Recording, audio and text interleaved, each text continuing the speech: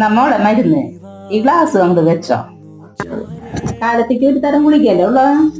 ഈ ഒരു മരുന്നേ ഉള്ളൂ. അമ്മയ്ക്ക് കുറച്ച് കഞ്ഞി എടുക്കട്ടെ? വേണ്ട മോളെ, അരമണിക്കൂർ മുമ്പല്ലേ ചമ്മന്തിയും കഞ്ഞിയും തന്നെ, അത് മതി.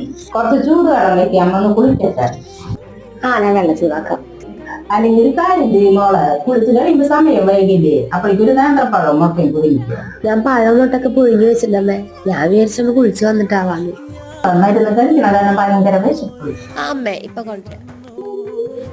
മോളെ, നീ എന്തെത്ര നേരം വിളിക്കാൻ ഞാൻ? എനിക്ക് എന്റെ പനിക്ക് ഒരു കുറവുമില്ല. അവളാണെങ്കിൽ ഞാൻ കഞ്ഞി ചോരില്ല. അപ്പൊ ഒരു സാധനം കഞ്ഞിനും പറഞ്ഞൊരു സാധനം കൊണ്ടുപോകാൻ, അതുകൊണ്ടും കഞ്ഞി വെള്ളം പിന്നെ തിരി ചമ്മന്തി. ഞാൻ ഒരു ലേശം കഴിച്ചിട്ട് അത് അവിടെ വെച്ചു.